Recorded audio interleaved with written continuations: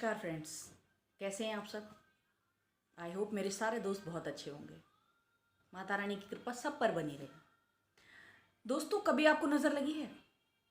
Obviously लगी होगी, चाहे बचपन में लगी हो चाहे बड़े होके लगी हो, पर लगी ज़रूर होगी। और नहीं लगी है तो आप कभी ना कभी किसी ना किसी की नज़र उतरवाने तो गए होंगे। किसी ना किसी मंदिर में तो गए होंगे ना। ज़्यादातर तो हनुमान मंदिर में जाते हैं। तो दोस्तों, नज़र उतरवाने के लिए जिस चीज़ का प्रयोग किया जाता है वो होती है पीकॉक फैदर, यानी कि मोर पंखी। दोस्तों, आज हम इसी टॉपिक पे बात करेंगे, मोर पंखी पे। क्योंकि मोर पंखी को लेकर मैंने कई जगह इस चीज़ को गलत तरीके से यूज़ होते हुए देखा है, इसलिए मुझे आज इस टॉपिक पे बात करनी पड़ रही है। दोस्तों, मोर पंखी, पहली बात तो मोर पंखी हमें घर में कैसी रखनी चाहिए। हमें घर में वो मोर पंखी रखनी चाहिए जिसे पीकॉक ने अपने आप डाला हो, जिसमें पीछे से नाखून हो। मतलब जिसको काट काट के हम बचपन में वो नाखून लगाते थे ना, काट काट के पिकॉक के पीछे जो लंबे लंबे पैने पैने होते हैं, वो फुल होने चाहिए। उससे आपको ये पता लग जाएगा कि ये पिकॉक के द्वारा खुद गिराई हुई है, ना कि उसके द्वारा किसी से नोची हुई है। मेरा कहने का मतलब है कि जो आधी कटी हुई होती हैं, जिनमें नीचे का हिस्सा नहीं होता है, वो पिकॉक फैदर मत ले। क्योंकि उस पिकॉक फैदर में कहीं ना कहीं मोर का आत्मा रोती है। जब उसकी ज़बरदस्ती वो चीज़ निकाली जाती है तो कहीं ना कहीं उसकी आत्मा दुखदाई होती है, कहीं ना कहीं उसको हर्ट हुआ होता है। तो आप वो पिकॉक फैदर मत लाइए अपने घर में। तो दोस्तों, पिकॉक फैदर पहली बात तो कौन सी खरीदनी चाहिए ये मैंने आपको बता दिया। दूसरी चीज़, पिकॉक को रखना कहाँ चाहिए। गाइस, एक बात बताइए, क्या आपने मोर पंखी पे कभी मिट्टी डाल करके देखी है? नहीं डाली होगी। डाल के देखना, या फिर नीचे ज़मीन में जहाँ पे थोड़ी बहुत मिट्टी हो ना, आप वहाँ डाल करके देखिए उसको। पिकॉक मोर पंखी जो होती है ना, जब आप उसे मिट्टी में डालोगे तो वो सारी मिट्टी को वहीं छोड़ देती है। आप चाहे जितनी मिट्टी उसके ऊपर डाल दीजिए, पर उस पर इतनी सी मिट्टी भी इकट्ठी नहीं होती है। तो इसका मतलब है कि मोर पंखी जो है, जिसे कान्हा ने अपने सर पे विराजमान कर रखा है, वो सबसे ज़्यादा नेगेटिविटी को दूर करने वाली चीज़ है।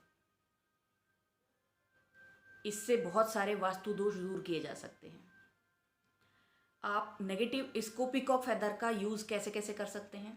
देखो, अगर आपको कोई भी चीज़ की प्रॉब्लम नहीं है, आपके घर में सब कुछ ठीक चल रहा है, लेकिन सिर्फ आपने मंदिर में मोर पंखी रख रखी है। क्योंकि मैंने देखा है कि सबसे ज़्यादा घरों में, क्योंकि मंदिर में मोर पंखी मंदिर में रखी होती है, इसलिए सब लोगों ने अपने अपने घर के मंदिरों में मोर पंखी रखी हुई है।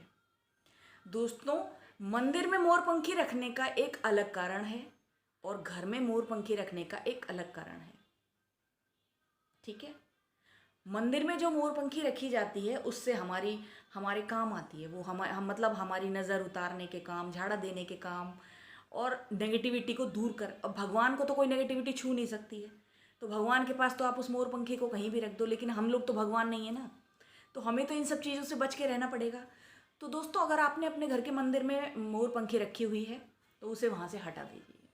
मोर पंखी को रखने का सबसे सही स्थान है अपने घर का साउथ वेस्ट कॉर्नर। अब साउथ वेस्ट कॉर्नर ही क्यों? क्योंकि साउथ वेस्ट कॉर्नर में राहु देव और नैऋत्य नाम की एक राक्षसी का निवास है। तो कभी कभी वो लोग क्या है कि उद्दंडी हो जाते हैं, तो उनको कंट्रोल करने के लिए, उनकी नेगेटिविटी से हमको बचाने के लिए साउथ वेस्ट में मोर पंखी लगाई जाती है। एक बात तो हो गई ये, जो नॉर्मल सब घरों में होनी चाहिए। अब मोर पंखी को आप अपने घर के वास्तु दोषों को दूर करने के लिए कैसे काम में ले सकते हैं।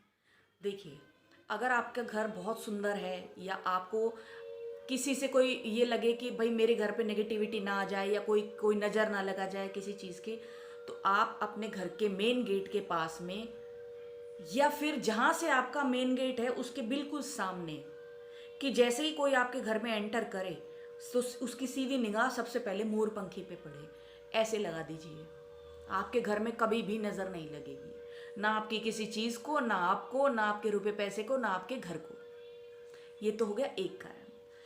अगर आपको पैसे से रिलेटेड प्रॉब्लम चल रही है तो आप मोर पंखी दो लेकर के और उनको इस तरह से क्रॉस करके अपने घर के साउथ ईस्ट कॉर्नर में लगा दीजिए। तो धीरे धीरे, क्यों जब आपको पैसे की प्रॉब्लम कब आएगी? जब आपका शुक्र वीक होगा, और शुक्र वीक होगा तभी तो आपकी लग्जरी खत्म हो जाएगी। तो आपका दोष धीरे धीरे खत्म होगा, एक ही दिन में नहीं होएगा कि आज लगाया कल खत्म। तो आप इस पैसे से रिलेटेड प्रॉब्लम को खत्म करने के लिए अपने घर के साउथ ईस्ट कॉर्नर में 2 मोरपंखी ऐसे लगा दीजिए।